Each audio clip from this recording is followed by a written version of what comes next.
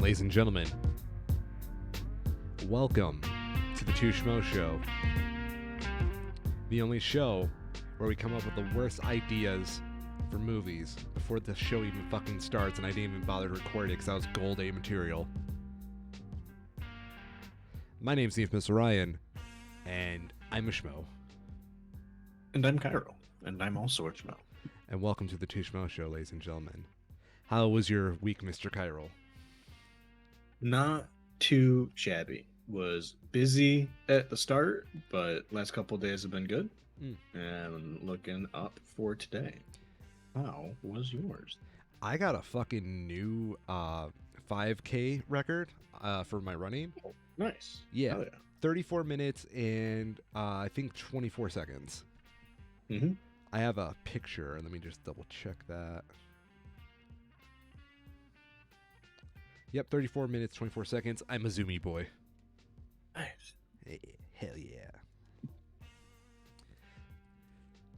What a week.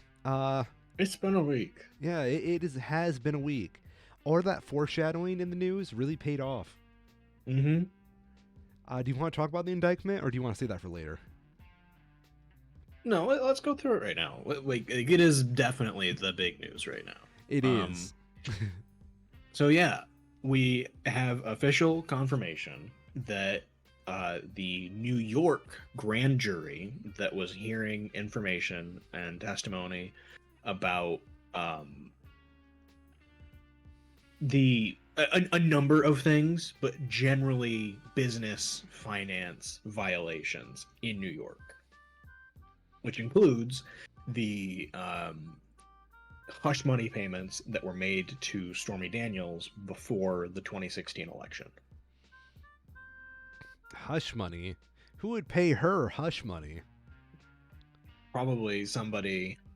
Oh, what did she say? Because it's been very amusing. Obviously, the hush money payments didn't work because Stormy Daniels had not stopped talking about it, or else we wouldn't be here, right? In her defense, everybody has not shut up about this guy since 2016, so eventually we run out of topics. I believe she described a certain former president's penis as being mushroom-shaped. I don't want to think that. Well, you don't like knowing that the former president's got a chode? I don't want to think about any of the president's chodes. I guarantee it. The hit sequel to All the President's Men. All the President's chodes. No. That breaks me. Oh my god. Okay. I'm Mr. Ryan, and I've been a Schmo. God damn. Why the fuck is Blue Beetle? Oh, right, because I was like, wait a minute, what's going on here? Fucking Blue Beetle. Of course. So yes, we know very little details yet. Only that there are charges that are being brought on 30. I think it's 30 charges is the gist of it. Let me see if I can actually confirm it real quick. How they have it phrased: 30 counts, charges on 30 counts related to business fraud. There was another article I saw that I didn't bring up because it didn't have a ton more information, but they said that, through insider information, which it's probably accurate with this kind of shit, at least one of the charges is a felony, which is interesting. In the state of New York, there's been a lot of talk. I believe Legal even had a video out about it, going over what the actual criminal charges related to the Stormy Daniels hush money payments could be, and how at current time the vast majority of them would only be misdemeanors unless there is some additional element that we are not aware of yet. There'd have to be something like generally the bar for most of these is that they are misdemeanors unless they are committed at the same time as another felony, in which case they can be elevated to also be a felony. Okay. But if they're all misdemeanors, they should stay all misdemeanors. But we don't know the details yet. We only know that the grand jury has concluded and has recommended that these counts be brought to charges. Hopefully, in the first couple of days of this next coming week, we should start to get some more information. Uh, New York Attorney General Bragg has been in communication with Trump's lawyers, and they have apparently um, agreed to coordinate the arraignment process early this coming week. But everything is still under seal, and as far as I know, an arraignment date itself hasn't been selected yet. So it'll be very interesting to see what actually comes out of this in terms of the specific charges. And I expect an interesting Legal Eagle video in the near future going through exactly what all of those charges means and what the bar for clearing each of them would need to be. Damn. I'm excited. 2023 is going to have a really great Trump arc. Like, Donald Mm-hmm. Trump is becoming my favorite anime lately. It's wild. Isn't it? Like, we had the Raid arc last year. That was pretty cool. Mm-hmm. I love. I have really been enjoying because this would make Trump officially the first former president to be charged like ever. And it's been really good seeing a bunch of the Trump supporters being like, well, if they can get Trump, they can get anybody. And then Yes. everybody just kind of collectively responding with, yeah, no shit. Good. That's the point. Oh, it's so funny. Yeah. Dude, I am so excited for this next arc in the Donald Trump anime. We're really getting to like some new heights. Fucking this Mm-hmm. new DeSantis antagonist is going to be great. You know for a fucking fact, if he does get charged, DeSantis is going to be all over him, kicking him while he's down, trying to get that Republican nom. I don't know. I mean, it's gonna be a mess regardless, right? Oh hell yeah! Right now, Trump still leads in early polling, but it is early polling still. Um, and by a pretty good margin, it's like 50 some to 30 some for Trump versus DeSantis, which is a lot bigger of a gap than I expected. But in a lot of these early polls, there's quite a few people that are, filling in like their preferred candidate, right? Yeah. Even people who haven't officially, because I don't think anybody has like officially said I am running for president in 2024. I guess it would be, but it's gonna be coming Uh, around soon. Arkansas governor actually just announced it today. Did he? Yeah, Or former they? I Arkansas guess. governor. Let me try and find that for you. Yeah. Uh, It is, to be fair, still also 2023 and like just April. So like, I don't care that much. Asa Hutchinson. I do not know who they are, but assuming that just because they're governor of Arkansas, probably nothing too So great. I have literally never heard of this person. Well, here's the CNN article because that was the first one that popped up. Well, Spoiler he alert, he's a sure crusty looks white like guy. say he looks like a politician, all right. Yeah. Ah, fuck. Where is his Wikipedia page? Wikipedia. Oh, I found his actual National Governors Association page. Apparently a vocal critic of President Trump, so he does not have a chance. Oh, shit. Let's see here. I just want to know all the shitty things he did. No governor is free of shitty things. No. No politician is free of doing shitty things. No. Wikipedia. Is there any like controversies? No, I don't see such. Damn, Wikipedia moves fast. They already got a section for his presidential bid. They already started a page for his presidential bid.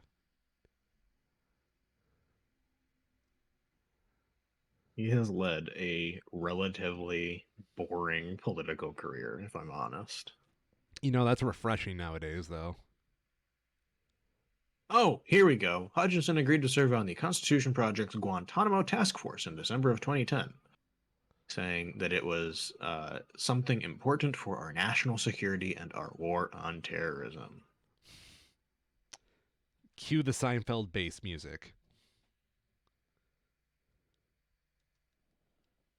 In the wake of the Sandy Hook Elementary School shooting, the NRA assembled a task force of experts in homeland security. Hutchinson led the task force, with the stated goal being to produce a comprehensive plan to address the safety of children in schools and to prevent such shootings in the future.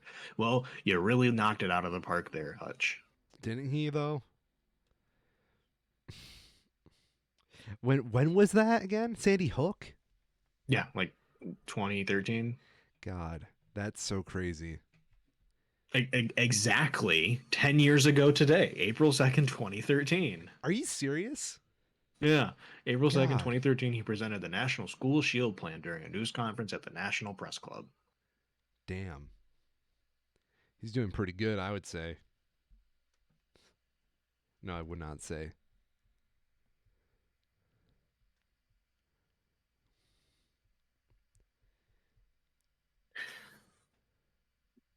Interesting. Yeah, but back over to Trump. We'll Oh finish this yes, up. yes. The gist of what I've understood from it is that because of the way that Trump moved money for the Stormy Daniels hush money payment, that's like the one charge that we are aware should exist.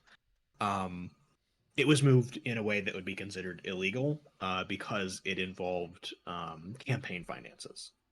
And from what I understand, we have testimony from Cohen's investigation that he pled guilty to, if I remember, that has like phone calls between Trump and Cohen where it's basically like Trump telling Cohen to do the illegal things that he did for Trump in somewhat vague terms, but also not quite that vague. And it seems pretty realistic, pretty likely that at the very least we'll be seeing some number of charges related to that for Donald Trump's involvement in it. I believe at the time he was like not co-conspirator, it was like witness number one or something like that. Very specifically not using the word Donald Trump because he was president at the time. Love it. Yeah. But if it given that there's 30, that's a lot. That's a lot of counts. So we'll have to see. Maybe it's like, multiple counts for the same thing at multiple points in time, but it'll be interesting once we get more details. No doubt. You want to place your bets, make your predictions right now how this is going to go?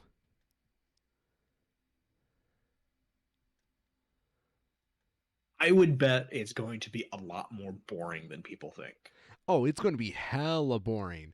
Like people are expecting a Sunday night SmackDown out of this. Mm-hmm. No, we're getting a Sunday night church service out of this. You know, I wouldn't be surprised given how far into the barrel Trump has been scraping for lawyers. He's obviously not going to be having his A team because his A team got fired 5 years ago and he probably weren't paid yet. Um, but I wouldn't be surprised if he repeatedly finds himself in contempt of court in ways that any other person would be walked out in like cuffs for that he's able to get away with. That wouldn't surprise me. Here's what I'm calling right now, right? Yeah. And keep in mind, I'm just going to say a verbal shit post at this moment, so please do not take me seriously. Sure. It's going to be like that part in every like 90s comedy, like feel good movie where they're in the trial and Trump's going to like go out to be his own witness. And as he's about to take the stand and the lawyer starts cross examining him, there's a voice that comes from across the hall, like the whole courtroom.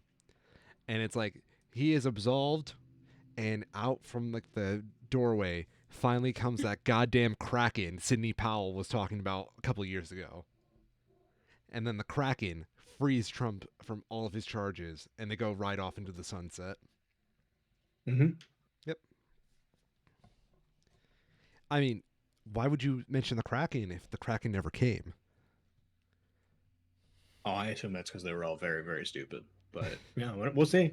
No, dude. How can they be stupid if they pass the bar? Uh, Systemic lead exposure in older Systemic. buildings. God damn. I don't know. You just I got think it's real gonna. fucking real there. I genuinely believe that in large part is the reason why a lot of the problems we have are problems that we have because of the use of not just lead, but lead and asbestos, things that cause mental deterioration and cancer that were used so widespread, like fucking leaded gasoline, right? Yo, Like let's just aerosolize the lead everywhere. And yeah, we're seeing the problems with it, where people are living longer. So these deteriorating mental health states where people are just not thinking rationally. How many stories have you seen? It's all anecdotal, right, for the yeah, most part. But like you see stories all the fucking time about people that are just like, oh man, my father, my mother, my grandparents, they were so nice, and now it just seems like they started watching, Fox News or whatever, and they just can't stop. It seems like they're complete. It's like, well, yeah, because they have long-term brain damage from exposure to toxic chemicals, and now we have modern medicine. They lived through a time period that made them independently probably pretty fucking wealthy, and they're getting health care for it that would not exist or would have killed them 20, 30 generations ago, right? yeah. So people are living longer, and we're seeing the side effects of the shit we put into the air back when they were growing up. Oh boy, I can't wait to see what microplastics do to you and I. Yeah, we'll probably be fine. Our children are fucked. You think so? I don't know. I am not personally convinced that like microplastics are clearly bad Yeah. and they're gonna have problems environmentally that aren't good. I'm not convinced yet there's gonna be a direct impact in the way that like lead exposure had on uh, generations. But we'll have to see. It's still very early. The fact that we even know about them is still relatively new in the common vernacular. My personal opinion is I can see like digestion and like some stomach problems from like microplastics, especially Mm-hmm. being in our water and diets. But that's just me. Maybe the thing for me is that they are literally microscopic, Yeah. right? They are a fraction of a fraction of what we're consuming, and I think that there are so many other things that we are interacting with on a daily basis that are so much worse. Like it is a problem that should be addressed, but it's not number one. There's about 10 other things in front of the list that we need to figure out first, like lead pipes and lead paint, because those are still out there. They're still causing harm. Did you ever hear about the McDonald's lead poisoning fiasco? No, not specifically. Okay, so apparently back in the 80s, there was this Garfield fucking mug McDonald's brought out, right? Mm-hmm. Um, they painted this mug with lead paint. Um, Okay. I and mean, yeah, it's the '80s. Why not? yeah, so those lead painted Garfield mugs became like a hot collector's item. And Mm-hmm. if you drink out of them, yeah, you're going to get fucking lead poisoning. Let I me, believe it. yeah, let me see if I can pull this up for you. And you know how I know this? Why is that? I fucking had one. Use your. Man, imagine McDonald's giving out something made of glass in 2023. Isn't That would that be crazy? wild. And here's the fucking shitty thing about this, right? What's that? You can find these on fucking the internet for like 15 Oh bucks. yeah. Well, I'm sure. Yeah, yeah, Most people probably don't even know. yeah. I'm glad I can only remember like only twice drinking out of this thing, so I think I'm fine. But You should be fine. yeah, I don't exactly like the idea that I almost got lead poisoning as a child.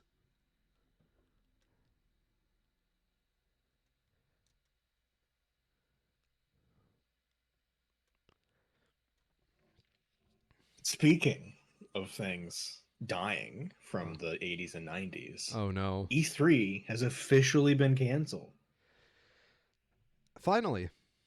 Yeah. Yeah, I I'm surprised it took this long that I'm glad that they just like actually just outright said it because writing's been on the wall for a while. Last year was especially sad. I don't even know anything about last year except for like the directs and like all those streams that were put out. Mm-hmm. Yeah. Oh yeah, so it was all offline because Yeah. of COVID, right? Yeah. And I believe Sony and Nintendo had both backed out to do their own things independently.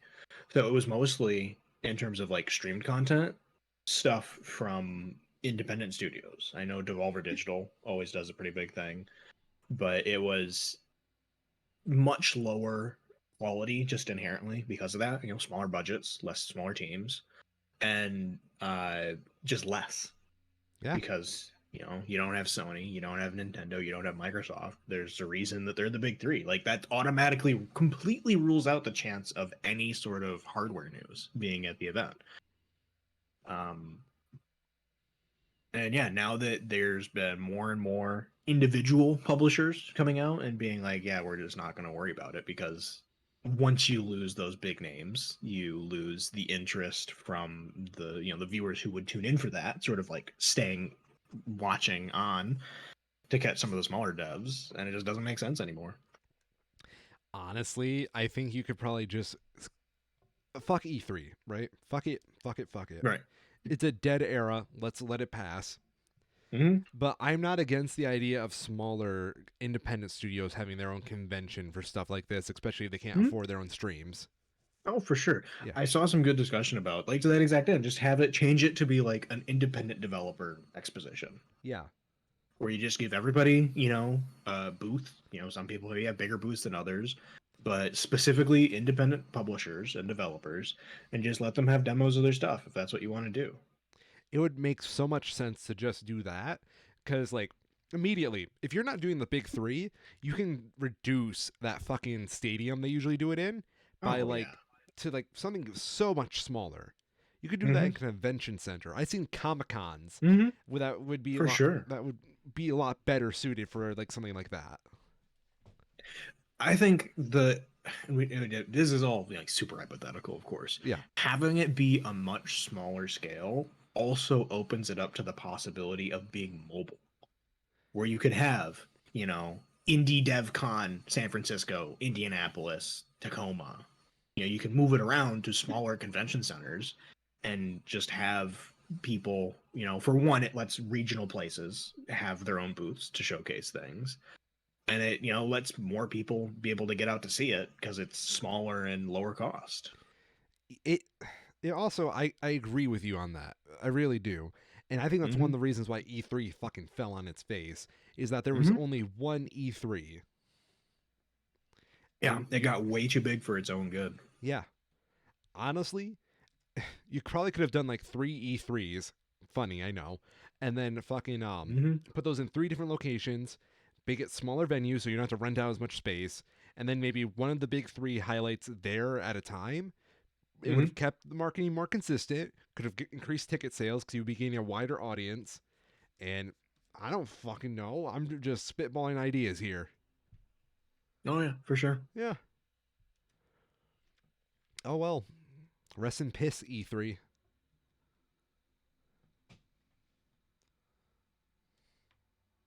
I'm kind of surprised it took this long. Once E3 went fully changed over from being about being, an entertainment exposition to just being, advertising for these companies. Yeah. I'm kind of surprised it took them so long once they started making like what was it for? I remember for I think it was The Last of Us Part 2 release. It would have been like E3 2018, 2017. That was when they They got the tent, right? Because I remember that. Yeah, Sony put their whole ass fucking own tent up out in like the parking lot where you couldn't see anything else. You were just going to that tent to see the Last of Us Part 2 showcase, and even then only like half of it. That was a power I'm move. shocked Sony didn't just go, wait a minute.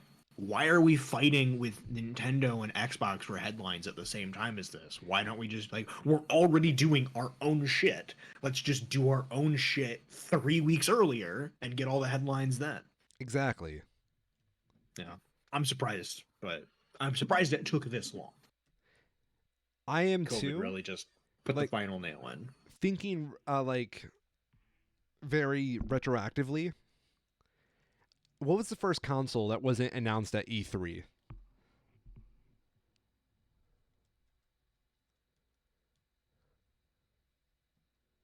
Can you think of one? You'd have to. I think you'd have to. It would either be something really recent. I don't think that works for I like when was the PS5 released? I think actually it was the Switch because I remember in college they did a Nintendo Direct just for the Switch, and Talon and I were freaking out. Yeah, I guess so. Yeah. So yes, the Switch was first announced in October of Mhm. 2016.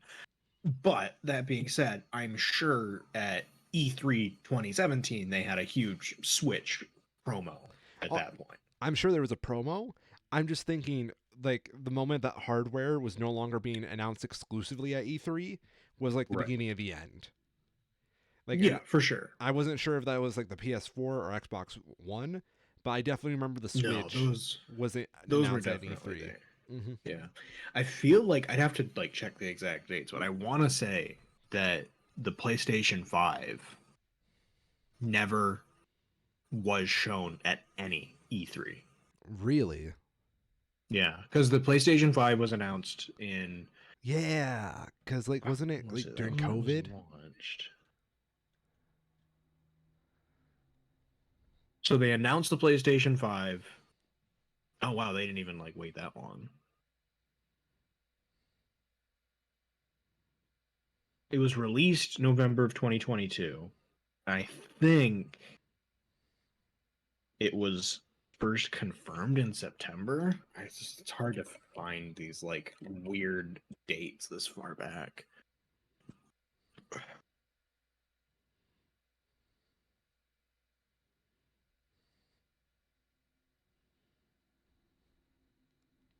No, it's hard to tell. September 2020 is the first that I can find. Now, if that's the case, where they like officially confirmed it, that would mean that the PlayStation 5 was announced and released without ever seeing an E3. And I wouldn't be surprised because, like, why would you bother? Sony's been doing their own PlayStation, PSX, whatever things for a while now.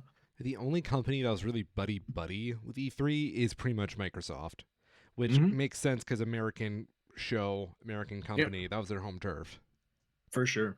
Yeah. Like that was when they got huge publicity out of like releasing the original Xbox at E3. It was released at the original. I mean, original Xbox was at E3. Pretty sure it was for shown. Like Okay. this is the Xbox. Let me double check because that was back when it was like a proper entertainment expo. Yeah, before it became Video Game Land. Man, all I can find, man, it's really hard to search back up here because it Italy keeps coming up with like release dates.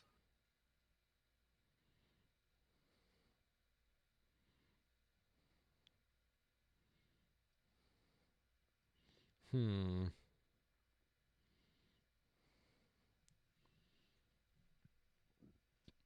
CES, sorry, not E3.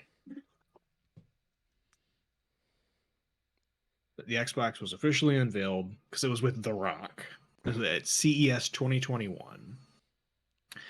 And then later that year, a few months later, they officially announced the release date and prices at E3. That's weird. I don't like that. I don't know. If, Mhm. I remember like what's your first memory of like E3? Not that many, honestly. Like nothing specific at all, right? I never watched it like front to back. It was just never that big of a deal for me. I watched only specific conferences which I knew had something interesting in them for me. Mm-hmm. I never watched all the E3 coverages. I think maybe one year I did it, but that was like Yeah. really exhausting and surprise surprise I didn't have a job. Right. Yeah. Like Yeah. the only times I ever really, because when I was growing up, we had terrible internet, so I couldn't watch any streams or anything like that. And I've never been in person, of course. The only time I can think what I actually tuned in and watched anything would have been the year Sony released, or I guess announced, Uncharted 4, because I knew they were going to be showing off the next Uncharted game at that point, and I watched the full block of that day to make sure I caught it. Mm, mm, fair enough. But that would have been, when I was at college and I had the internet to actually do that. I only remember like I was young. I had to be a teenager, like during my E3 hype phase, And it had to be Hmm. whenever Halo Reach was coming out because I remember specifically watching that. That was my first exposure to Mm. E3.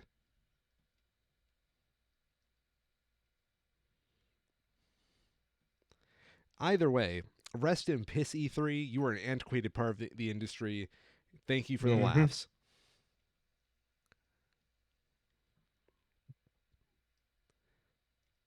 Oh my gosh, have you ever seen the infamous Nintendo Wii E3 production? I'm pretty sure. Maybe I don't know. God, there's so much stuff from that time. I've seen like original conference footage of the Wii being shown off. I couldn't say if it's from E3 specifically, but it probably was. I remember there's one where Reggie Fils-Aimé, the man Hmm. himself, goes on like they're it was like the second year of the Wii and they knew their target demographic were like casual mom and dads. So it Yep. was this very family friendly E3 presentation. Reggie Fils-Aimé is like introducing a game called Wii Fit and Hmm. it had that balance board at the time that would like weigh you. Yep. Fucking Reggie Fils-Aimé is a big man. Like I'm not He's very big. yeah, he's Like huge. he is both kind of a little overweight, but he's also like Just over tall. 6 foot and Yeah. Six we'll foot figure it two. out. Yeah, Yeah. I believe it. Dude's big. Yeah.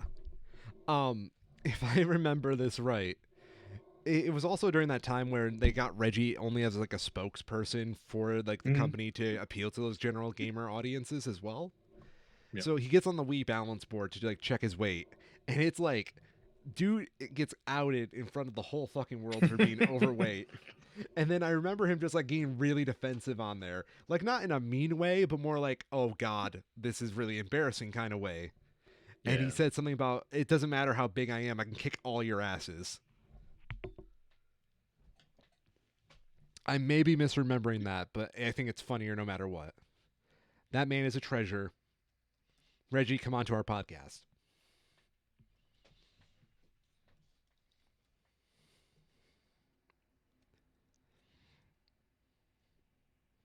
We got some very funny and some very frustrating Twitter news this week. Oh God. Two parts. We got a back to back.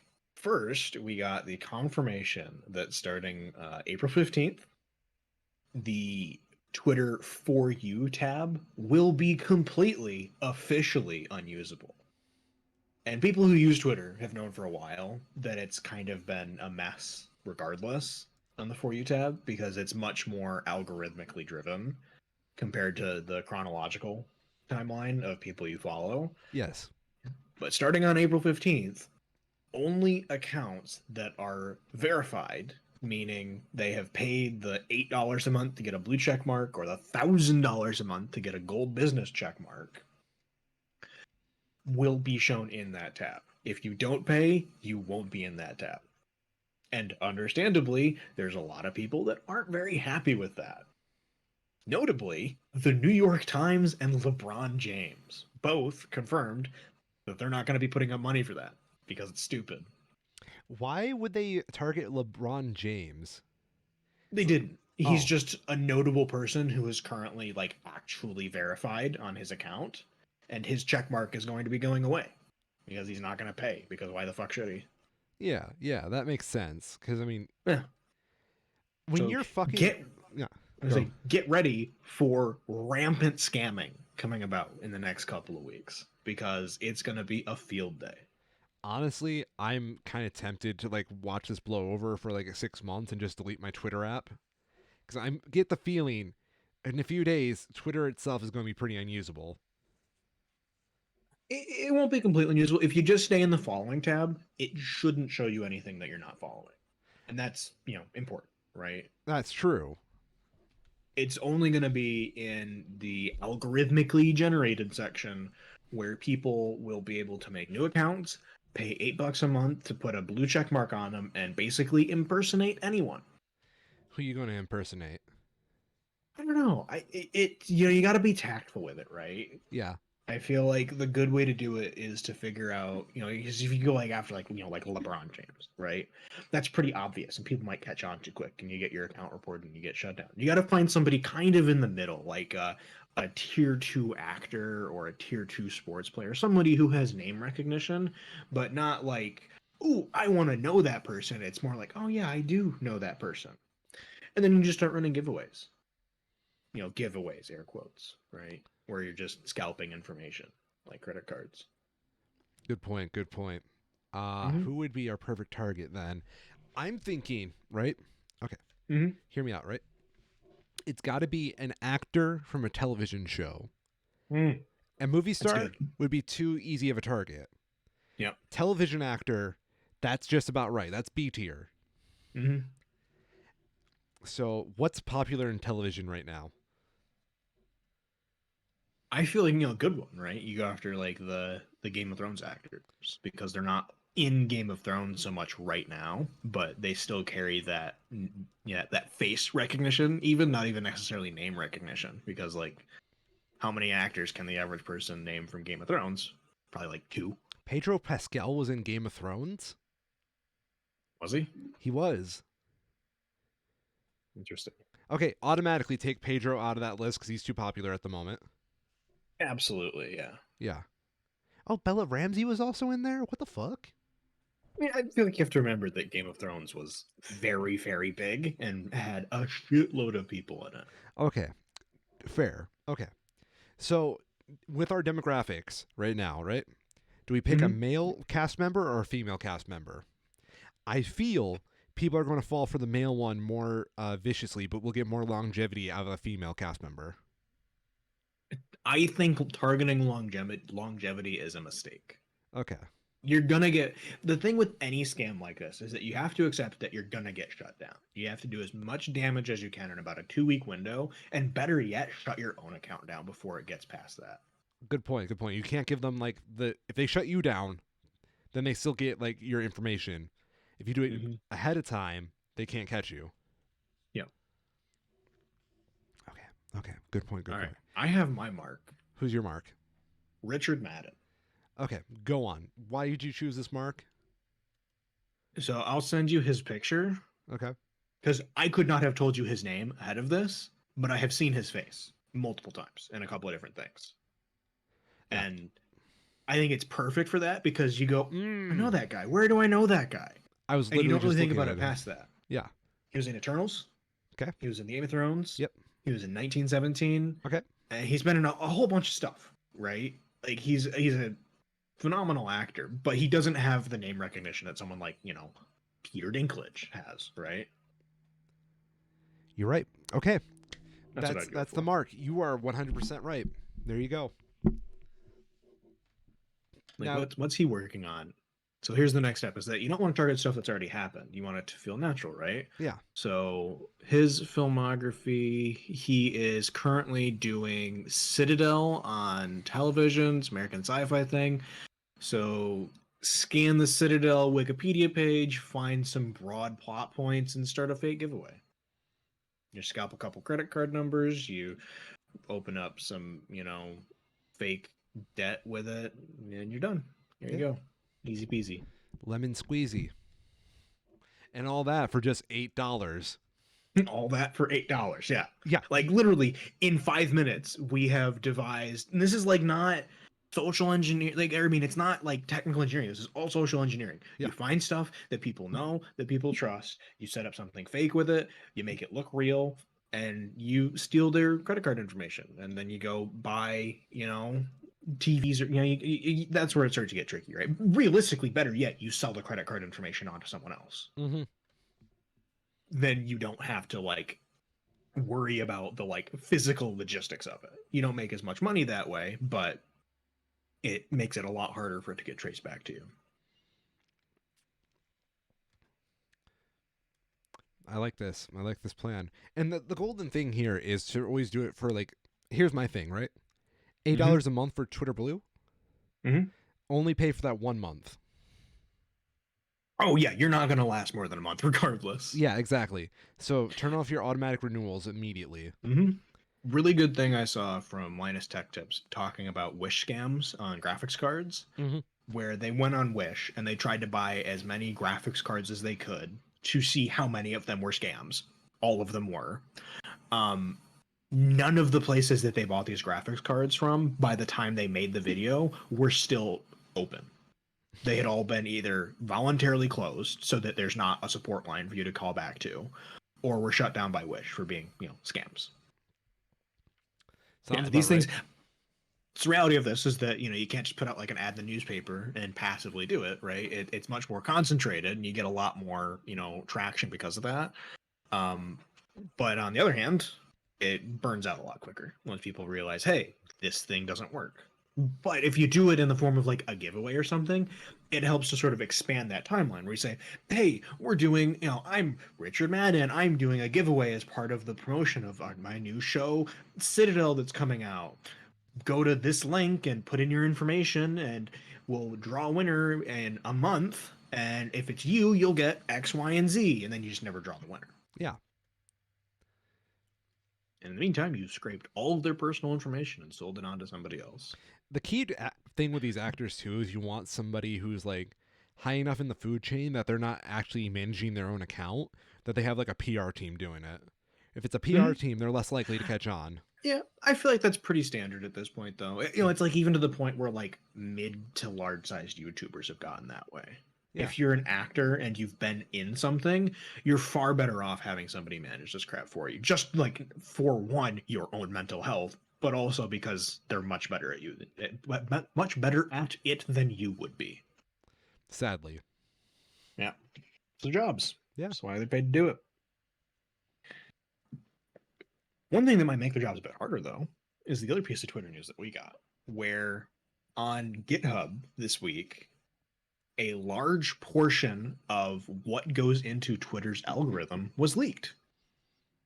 And I thought it was really interesting to see how it, a little behind the curtain, right? It's good to see, like if there's somebody that you want to support, what's the best way to do it?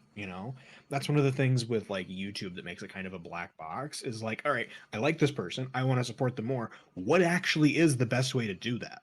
Because I don't have infinite time. Which button do I push to have the biggest impact? Because they all do different things. Mm-hmm. And we actually know that for Twitter now. And I've wondered this, like if you see an artist or something that you like, should you reply? Should you like? Should you retweet? And it turns out the correct thing to do is to like it. From the code that was leaked, we'll go through a couple of these because I think it's really interesting to see how this affects, because it literally gives each tweet a score, right? And it weights different elements of how the tweet has been engaged with to generate this score. And it implements things like time decays, right? So the longer something is up, the lower the score is, the less likely it is to get promoted. Okay. But assuming all other things are equal, a like gives a 30 times greater impact to the score. A retweet gives 20x, and a reply only 1. So replies don't do a whole lot, surprisingly. What? Which is really weird, right? Because well, okay, for I can one, see it for likes like are rage the baiting. easiest thing to. Well, not necessarily though, because you can just buy likes. You're right. It's a lot harder to buy replies, and I know on YouTube it's the opposite, where if you get people to comment, it much greater promotes the video and helps the traction of it, because that shows there are people who, above and beyond, are enjoying this content to the point where they went and made, they took time out of their day to write a comment. If you think really that commenting doesn't work, please write it in the comments of this video. Engagement, yeah. No, literally though, on YouTube it's a huge thing. Also, interestingly, for Twitter here again, images and videos both just double at the base. So if you want to write a tweet, throw an image with it, and it automatically doubles whatever your score is. That's so funny. That makes sense, though. I feel like I've noticed that for a while. Yep. Links are bad unless you're big enough, and then they're good, which I think most people also kind of knew. Mutes, unfollows, blocks, spam reports, and abuse reports all hurt to varying degrees. In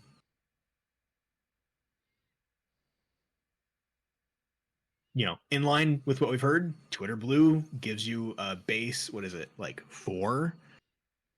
A base, a bump of 2, depending on how you have it verified. If you pay for blue, it goes up to 4, and that amount can go up or down between 0 and 100, depending on various factors. Misinformation is highly downranked, but very depressingly, what counts as misinformation is apparently very subjective, and included in that is the Ukraine war. So that was Go very on. frustrating and depressing to see. So, like, Yeah. for reference, a tweet being withheld for DMCA is treated the same as something that is classified as Ukraine crisis topic. Okay. And what was this one? Civic integrity misinformation, also considered in the same vein. Yeah, it is not great. But given Elon Musk, also not surprising.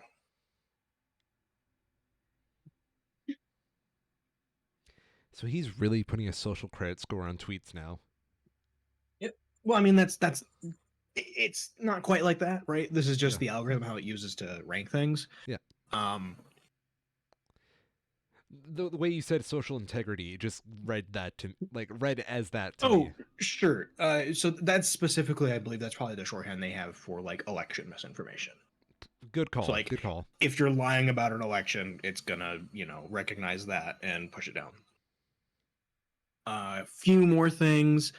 Spelling words wrong hurts you a lot.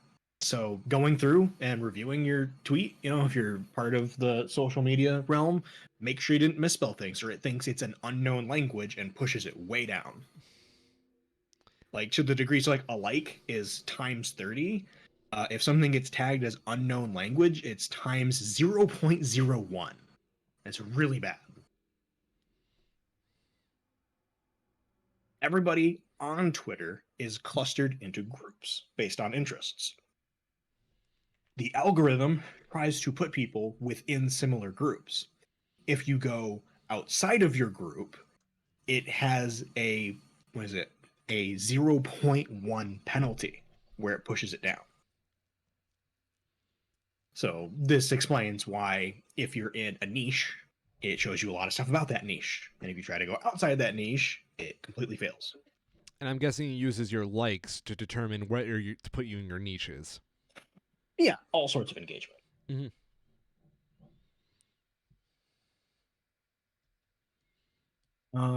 What else? What else? What else? Followers, engagement, and user data are considered separately and sort of put together. Um, it treats likes, retweets, replies as engagement data, separately from mutes, unfollows, and spam reports as user data, and who follows who as the follower graph. And then it meshes all of that together to give it a total number that it spits out as how to rank things. Hmm. Alternatively, if you think all this is kind of dumb, just switch over to the following tab and it puts it in chronological order. And you don't have to worry about any of this shit. What if I'm somewhere in the middle? I would imagine, with how social medias work in general, if you're outside of the top 1%, you're probably basically not being seen at all. You're probably right. Because we had the leak with Twitch payments that was like, unless you're in like the top 10,000 Twitch streamers, you're not making minimum wage effectively. That's so sad. Yeah. But not surprising, right? It's a lot of fucking people out there, and not, compared to the scale of the world, not that many people watching Twitch. You're not wrong. Yeah. It does suck though. I think a really interesting part about it, we've seen the VTuber sort of craze explode over the last few years, I guess now it must be. There's a lot of people who didn't make it, right? Yeah. You see a handful of people who, particularly the VTubers that are signed with the like outside businesses that help manage promotion and social media elements. But for every one of that, there's 10 people who tried it, couldn't get past 100 followers, and eventually had to give it up because they need to pay their rent and eat food too. But if I'm a colorful cartoon anime girl, I don't need to eat.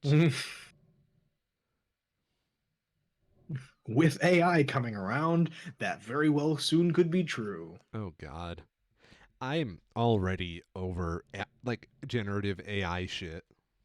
Yeah.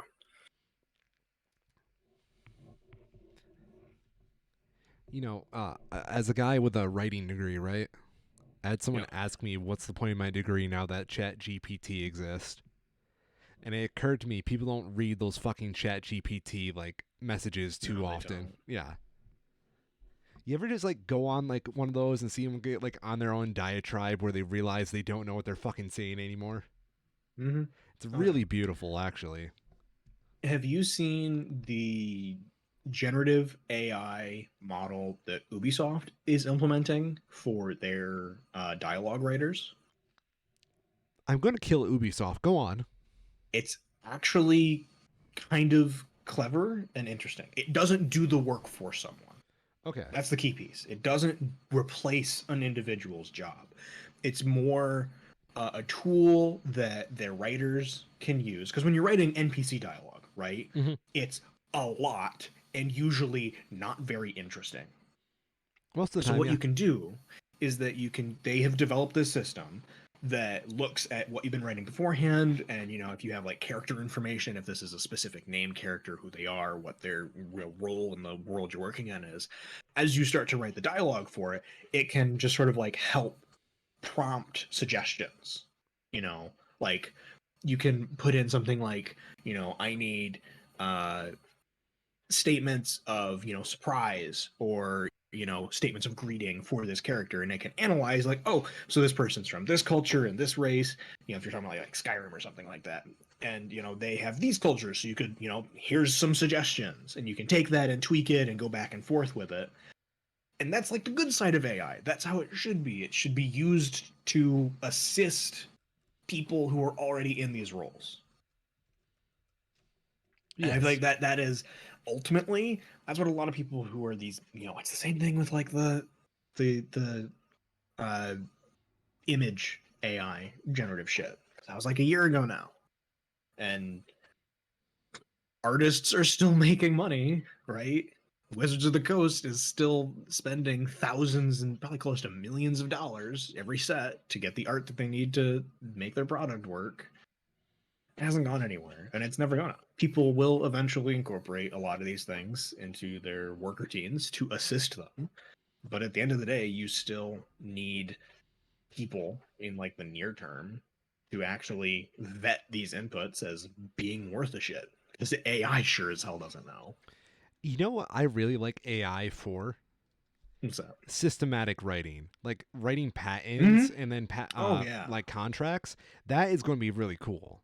I look forward to that because it's going to like drive up like the speed of our legal system a lot. that'd be good. Yeah. Now, what you were saying with Ubisoft kind of reminded me of something with Mm-hmm. Earthbound. Do you know how Earthbound works on like the old Super Nintendo? No, not much, not Okay, especially. so it was made by people who aren't game designers. So it works Mm-hmm. really different than a normal game would. So the Okay. NPCs in there have like a giant pile of text. Mm-hmm. And when you play it on a game, on a playthrough, the way the game works is that instead of like giving you their pre-assigned text box they'll say all the time, what the Mm-hmm. NPC will say, because it really doesn't matter what they say, is they'll have the game go into that like giant pile of like NPC text and then pick one of those like flavor text out of there and then put it Mm. into that character for like their whole thing they'll say the game. It's like a random seed each time. So Interesting. Yeah. yeah, every time it's like something different. You can always get different combinations of NPCs pulling different things out of that thing. Mm-hmm. I always found that really cool. Yeah. Yeah. It's kind of like at a very broad level. It's sort of the same idea, Yeah, for that's sure. exactly what it was reminding me of. Yeah. Like, of course, you'll get your NPCs that have to say specific things, but for like the filler Mm-hmm. character stuff, I think that's really badass. Something else that's really interesting. While we're on the talking about the AI kind of crap here, real quick, do you know the YouTuber Basically Homeless? No, go on, I please. believe I've mentioned him in the past when we've been talking about this, but Hmm. he has now officially released uh, AI anti cheat, Go where on. they can use, and it doesn't need to work in game. This does it by analyzing footage of gameplay and analyzing, the same way that like CAPTCHA works, right? Where it looks at, how you're moving your mouse, how many pixels are you moving it in a precise way, and it can use that to determine whether an input is being done by a computer or by a person, because computers, even if they try to be random, are still predictable because true randomness isn't real, and people are generally people, and it's hard for them to be repeatable. So they're using, like, on a very broad level, the same idea where they can look at gameplay that somebody is doing, analyze it with this AI that they've built, and it will tell you with a fairly high confidence whether or not someone is cheating. And the really crazy part about it is that it can be applied retroactively because it's not working in game, it's just analyzing gameplay footage. So, like, say you think somebody cheated at a CSGO tournament back in 2014. You can have it look at the gameplay footage from that tournament, and it can make an assessment as to whether or not it thinks that person is cheating with very high confidence. That's interesting. Mm-hmm. It's kind of like the potential end of the arms race, right? It is like the peak of it, where the big problem that cheating is facing right now in online gaming is that if you have two computers, you can run the cheat on a separate computer and have it input, make inputs for you through your mouse and not run on your actual computer at all. Because it's doing the same thing. It's looking at your gameplay footage, it's analyzing what's happening, it's identifying, oh, I want to shoot this person. Well, okay, I'll move the mouse, give the input to move the mouse over to this person, and then give the input fire, and so on. Kind of in the same way that like rapid fire mods used to work in the past, where it's modifying the controller to do something that the game wouldn't normally allow, that a human can't do, but it's not detectable by the computer because it's happening externally. I It's dig it. wild. Yeah. Mm-hmm.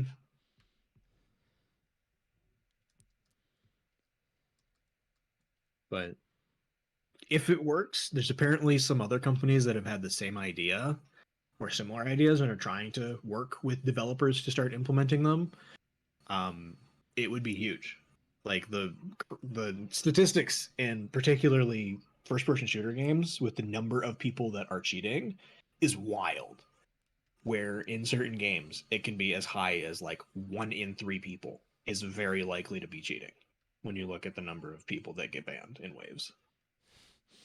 Why is it like FPS is like such a toxic genre for cheating? I think it has to do with it being the easiest to and also the most to gain, right? If you look at something like Dota or League, where you're the in terms of mechanics, you're pressing buttons to use abilities and you're moving around. Doing just those things, but assisting them by an AI, yeah, you could have slightly better than average pathing, but realistically, it's not going to make that much of a difference on your gameplay. It comes down much more to when you use your things and which things you use in what order. And an AI that's really basic can't help you with those things. You have to make those decisions for yourself. Same as with a shooting game, you still have to make the decision of, which door am I going to go through? It can't do that much for you.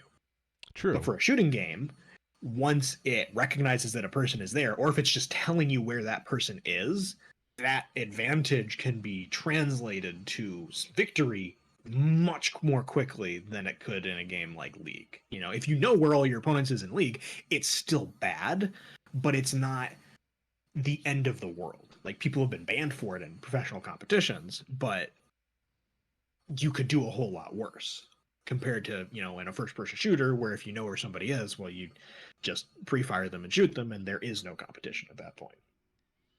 Figuring out their positioning is like half the game at that point. So once you eliminate it, it's a big problem.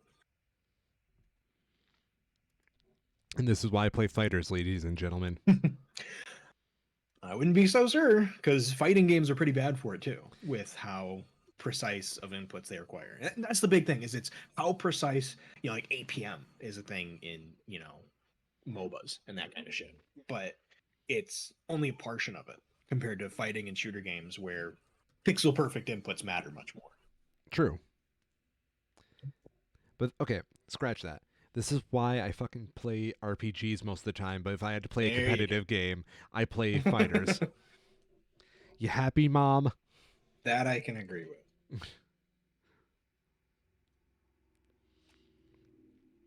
I'm actually kind of curious if there is such thing as like a good tool assisted speed run for an RPG, especially when you have like ones with giant like layers of emotion going animation. I mean, going over and over Yeah, again.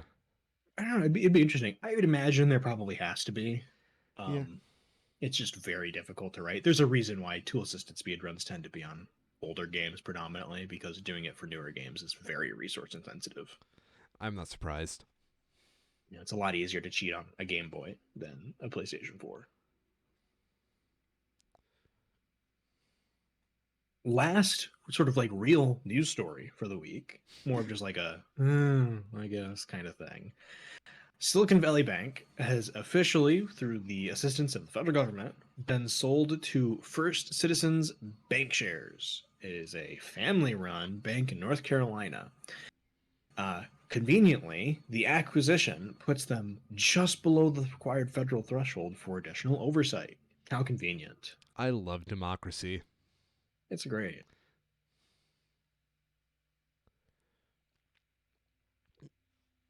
Oh, we should probably do a follow up on Jonathan Majors.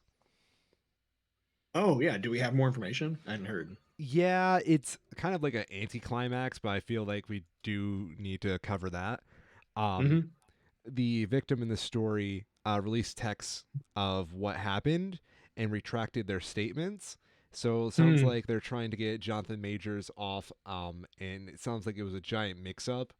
But Interesting. it's hard to say when everything is just verbatim coming from either the lawyer or the PR Yeah. team. Yeah, for sure. I mean, I guess if the victim is saying it's nothing happened, it's hard to refute that. Yes. But Okay. yeah. Major's attorney said that there were two written statements from the woman recanting these allegations.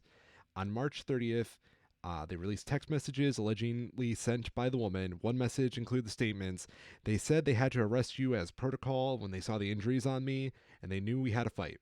I'm so angry that they did that, and I'm sorry you're in this position.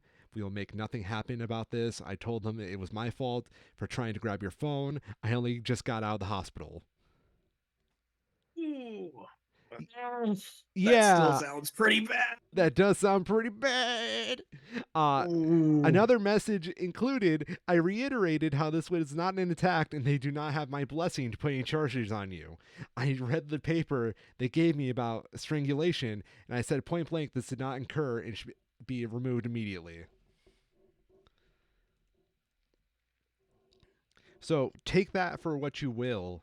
I think that's an interesting follow up on this story. Yeah, that's not.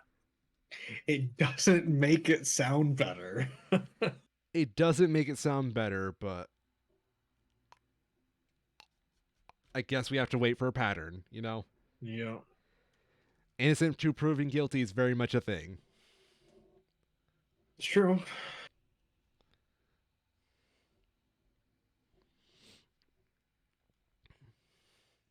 But also, I kind of find it crazy that, hey, I just got out of the hospital. We had a fight. Yeah, Yeah. not he didn't attack me. It was my fault he attacked me. Yeah, that's the key That's response there. very not good. Yeah. Regardless, I felt that was a worthy addition to the story. Um, Yeah, we have movies to talk for about, don't sure. we? A few. Yeah, more movie news, but a couple movies. D&D came out. Um, D&D came out. It's still doing very well, which is cool. That's a good. We officially, I think I mentioned it, but they're doing a Magic the Gathering collaboration with this. So we are getting Hugh Grant and Chris Pine on Magic cards officially, which is Very weird, but it is the world we live in. The movie's doing great though. Very high ratings. You know, it'd be the funniest thing in the fucking world Hmm. if, like, partway through the movie, all the characters just kind of like left each other alone and they never finished the story. Like how D&D groups just end abruptly sometimes. Yeah, yeah, they just never get there. That's the That'd be good. authentic D&D experience. Yeah.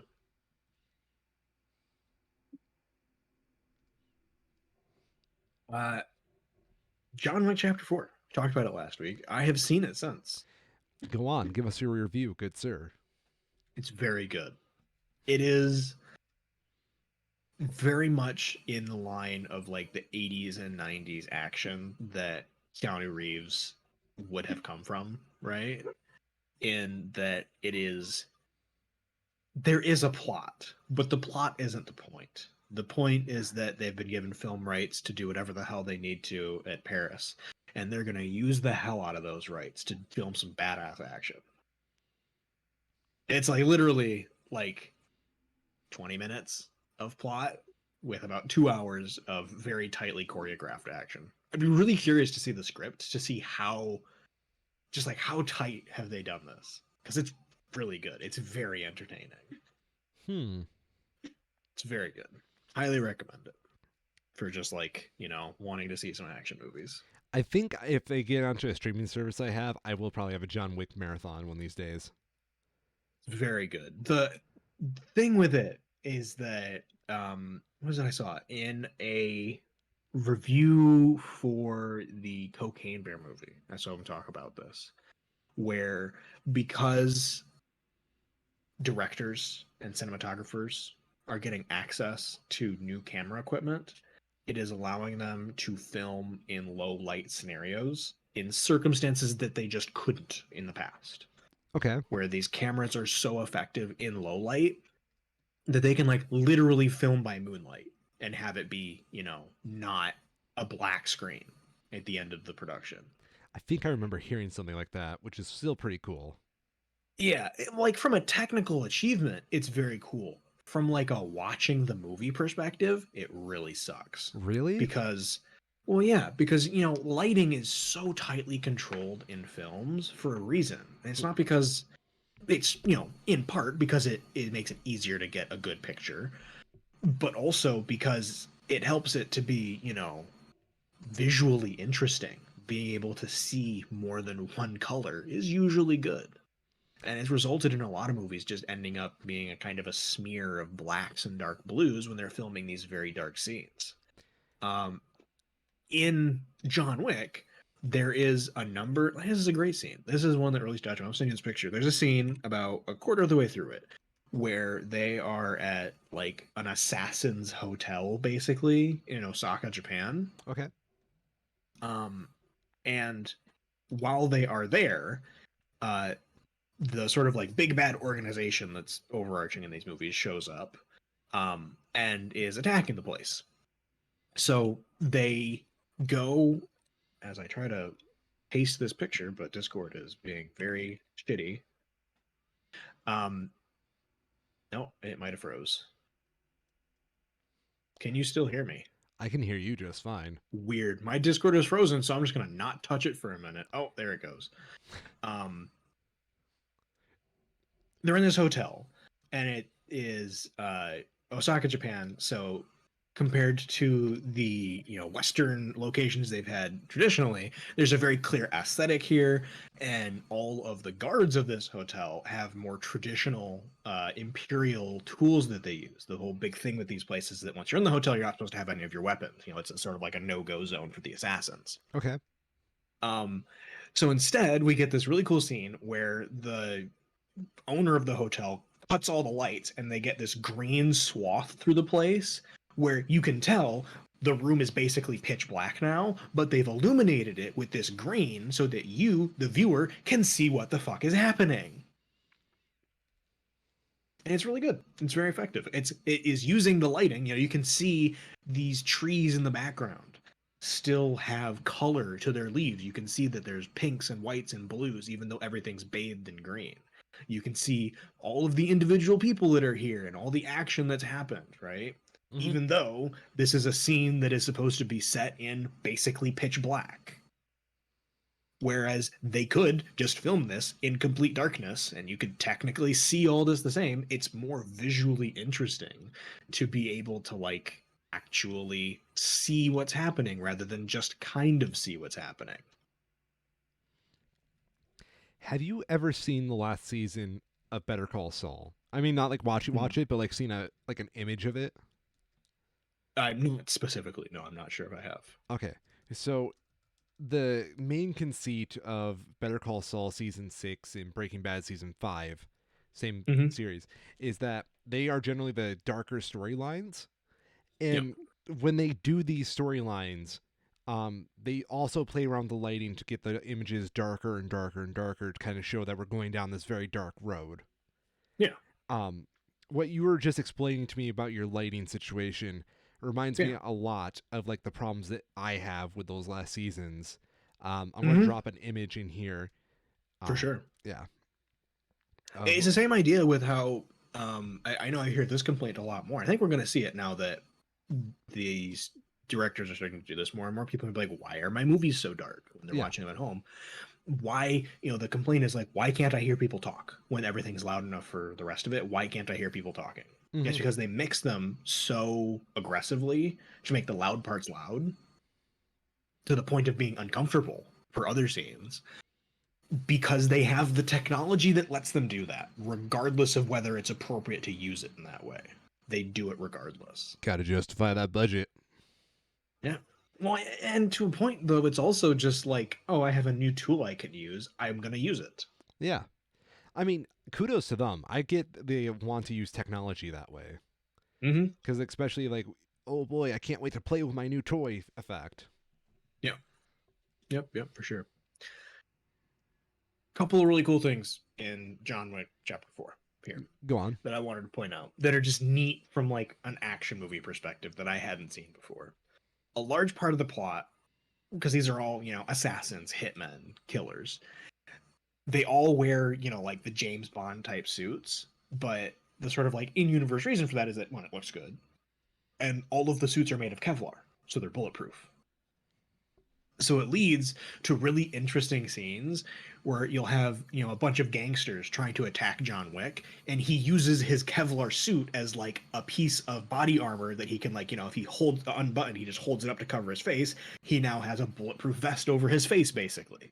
And it leads to really cool dynamic scenes of, when you have more than one person using this type of body armor, it's like a dance of them shooting at each other, moving their body armor around, trying to, maneuver for openings where there aren't any. And on the other side of that, they showed at this Osaka hotel the answer to suits being body armor is to cut through the suits. So rather than all of the guards of this hotel having guns, they have giant fucking bows and arrows to stab through the body armor. That's so logical. I hate it. And it's really fucking cool because it's just like, oh, guns don't work and we're not supposed to have them. That's fine. We got it covered. And it's like, from like a logic perspective, it kind of throws it out the window a bit because these suits couldn't exist.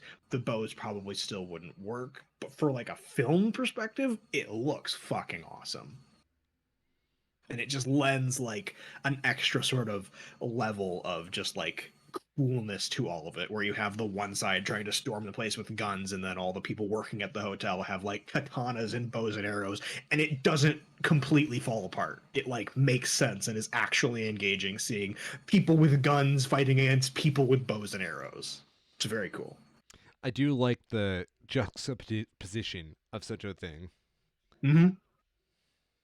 Cool character they introduced in this also goes by the name of Kane, played by Donnie Yen, who would have been, Ip Man.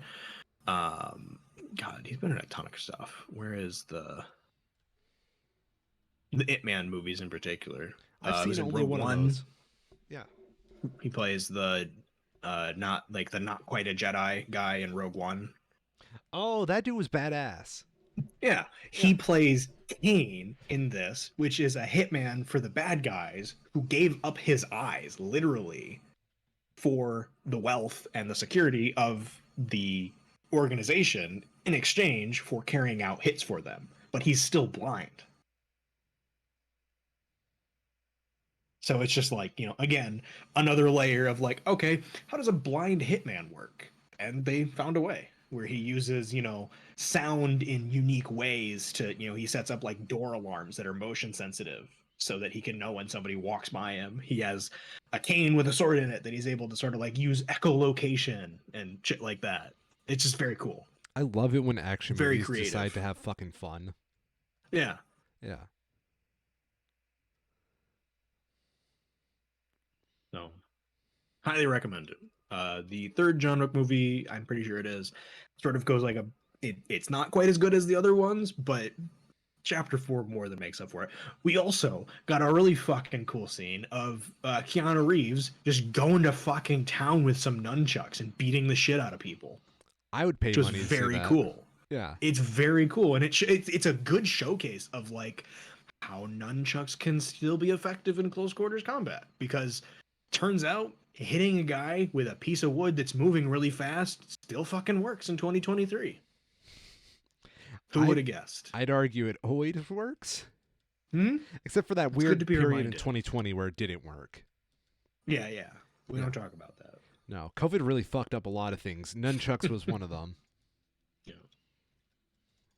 But yeah, movie's good. Keanu Reeves is great in it. Lawrence Fishburne has a much larger role in it, and his character is just very entertaining throughout the whole thing. We have Ian fucking McShane playing a character in the current year. Like, what the hell? That's awesome. Yeah, it's fun stuff. I am not surprised that they've gotten to 4 movies with this franchise. And I can really appreciate there's that quote we got from one of their stunt coordinators when the Oscars were going around, talking about how frustrating in being an industry professional, how underappreciated stunt work goes. And seeing the movie, yeah, I can see where he's coming from. They do some great stuff in this, and it's a damn shame that they don't get more of a spotlight put on it for it.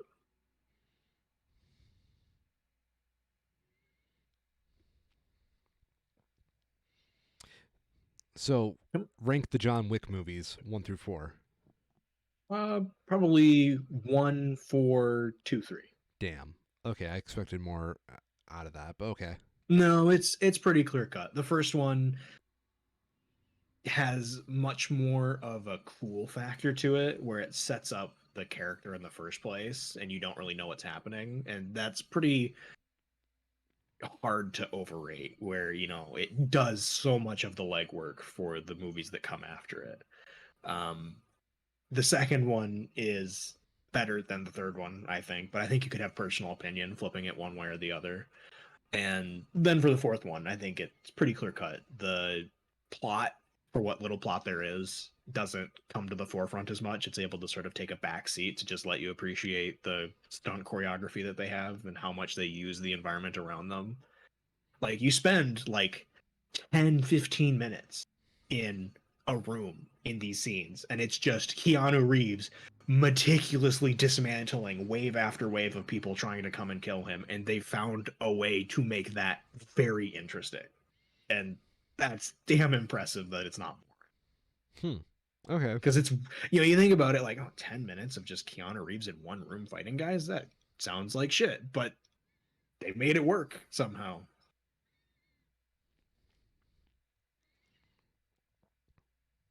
So, when's John Wick 5?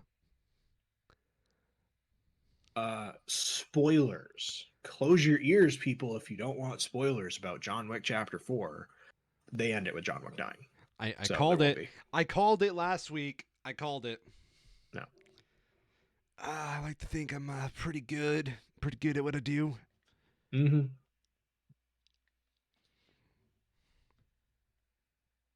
New movie coming out this week.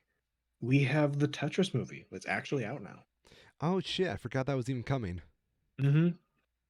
It's apparently an Apple TV Plus exclusive thing. Oh. Yeah, it sucks. But it's doing well. Movie seems good. It's not perfect, but it is overwhelmingly positive reviews. So yeah. Okay. Glad to see, Taron Egerton. I like him as an actor. Cool to see him doing well with, a piece like this. It's a bit, less typical, right? But, I guess it makes sense. We're getting into the period where more and more these video game based movies are targeting a specific demographic that would have grown up with these video games. And I think that the way that Tetris approached the idea of making a movie about Tetris is pretty cool, with it being sort of like more spy gamesy action oriented. That's a fun angle on it with the sort of Cold War stuff. Did I ever tell you I had a legit Tetris addiction? I don't doubt it. The game's really good, It's right? so good. It's like the most simple thing in the world, but Mm-hmm. it's enough to hook. It's what the game is coming up on 35 years. I think it is 35 years this year. Um, and there's a reason they're still making new Tetris games that are basically just Tetris. It's a really good game. You can't fuck up It's the clever. formula. Yeah. No, it's like chess, right? You do it once, you go, damn, that's pretty good. And then you do the same thing for the next couple hundred years. Because why change it? And They tried that with Tetris. It didn't work. for whatever reason, both have Russian ties. Yeah. I do think really interesting. Magic Gathering content creator I follow, Ristic Studies, does stuff that is normally focused on art and story for his videos. Did a video came out just today about a Magic the Gathering. It's not a sub game, but it is a game that was developed within the rules of Magic the Gathering as its own thing.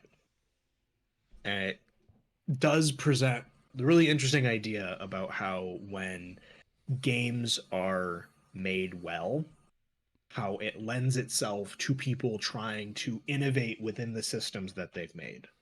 You know, you have kind of like the extreme of that with chess, with like the anarchy chess stuff, where it devolves into like complete surrealist nonsense. Oh, fuck. Um, No, if you want to talk about like anarchy chess, ever mhm. heard of 5-dimensional chess? Oh yeah, no, I know that's what I mean. But I Yeah. mean, I mean, anarchy chess is like from like a meme perspective. Okay, I thought you were referring to like something No, else, it's but not. It's not like an official yeah. format that you can play chess in. It's like surrealist memes related to chess, but it all fundamentally stems from this common understanding of a rules system and how you're able to apply that to make variations of the game.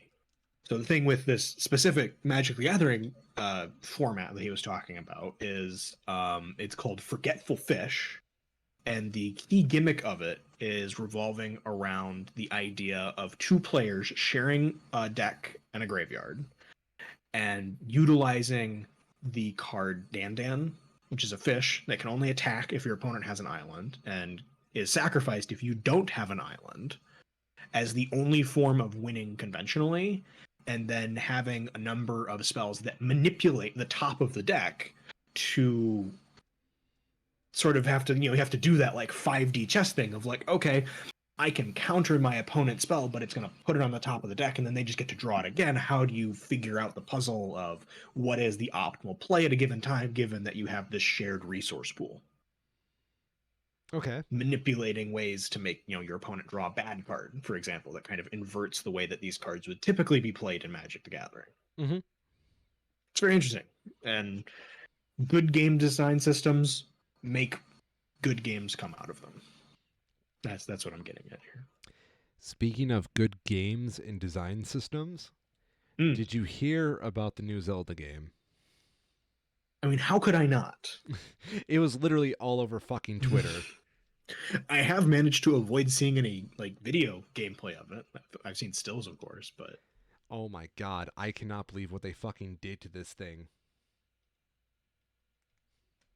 Did give me a rundown. the rundown? Okay, Yeah. so Breath of the Wild is what I would call a systemic game.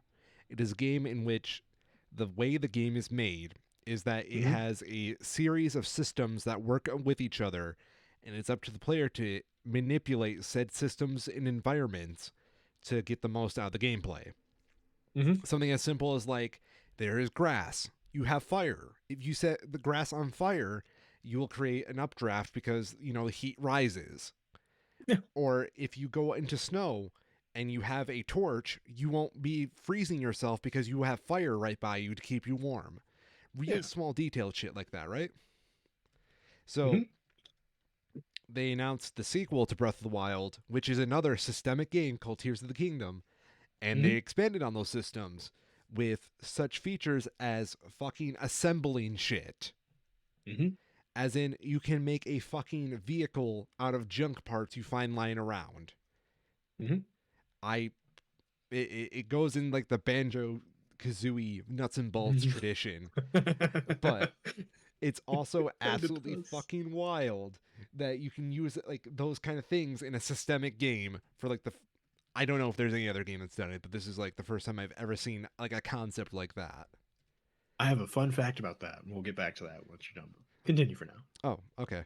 because Everything. I heard one very specific thing about it. Go on, because I'm pretty much done about that. I'm just super excited about this Yeah. goddamn thing. I'm taking a day off work to Um, play it.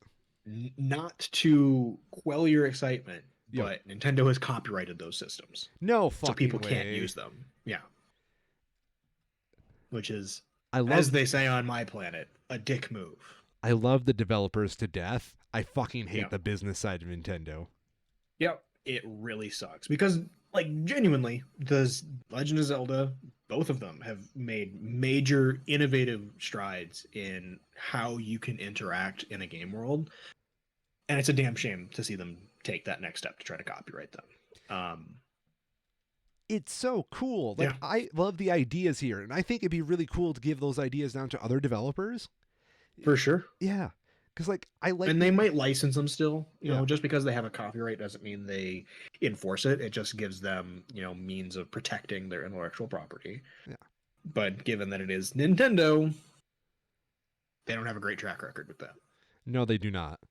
Um, it's just so interesting to me to see systemic games like this, and I would love to see Mm-hmm. more, especially from other developers. But here's Big Daddy capitalism stifling our innovation because they can. Yeah. Yeah. It is really a shame. I played a few hours of the Breath of the Wild, Hmm. and I definitely appreciate the systems that it has built, but there's just a couple of things that completely put me off of the game that I could see being non-existent if another company was going through and making it themselves. Like shit. Like I can't stand games that have weapon degradation. You know, Small stuff like that that just kills the experience for me. I get it.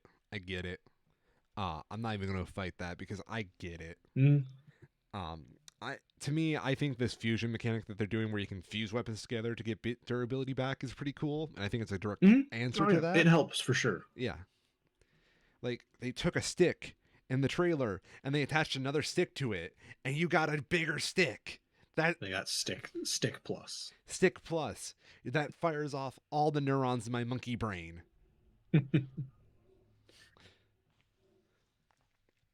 That's beside the point. Yeah, I am getting this day one, and I'm still upset that it's $70. But fuck, I am a consumer.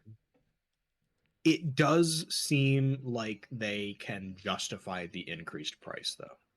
Compared to almost every other $70 game, the scale and time that you can spend in Tears of the Kingdom seems to justify that. Okay, I'll say it like this. There's a reason I'm buying it. I could not Yeah. see like FIFA getting away with this in my eyes. Unfortunately, they are, but I do agree that it is less justified. Yeah, fuck FIFA. Yeah.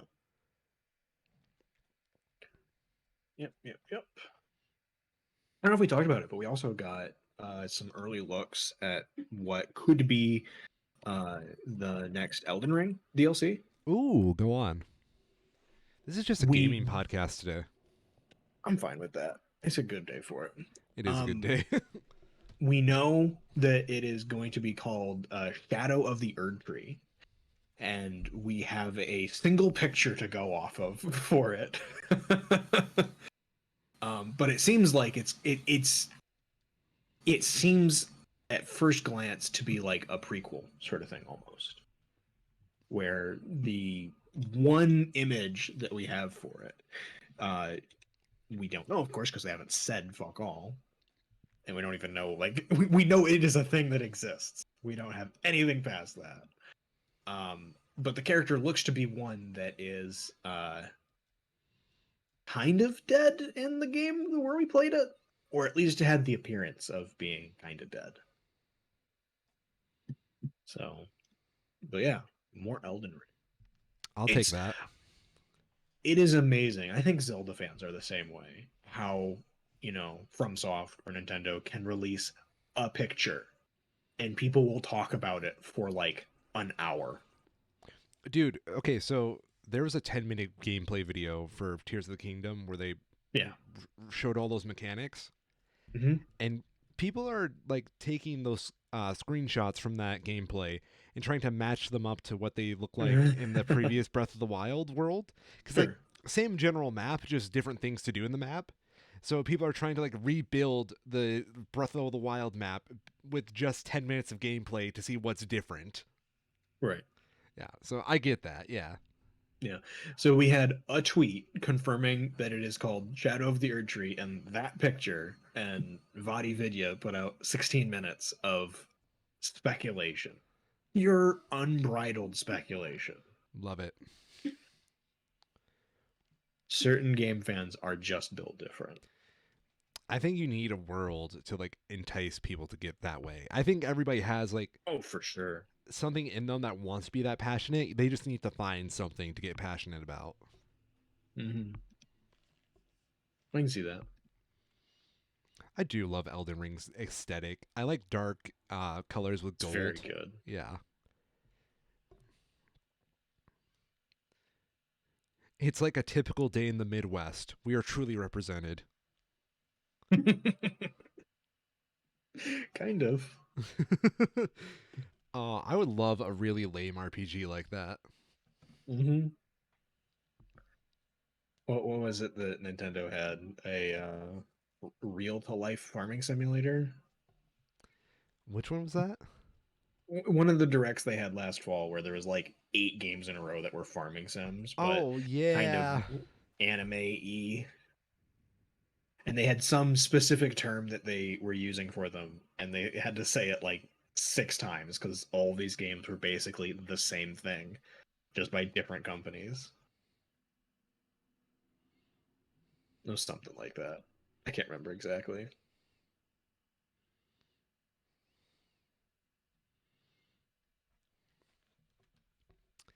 Anything else you have for the show today? That's all I got. Okay. Well, welcome. I thank you for listening to Gamer Chat with the two gamers, ladies and gentlemen. I'm the infamous Ryan, and I've been a gamer. And I'm Kyril, and I've been a gamer. This has been the Gamer Show. Yo.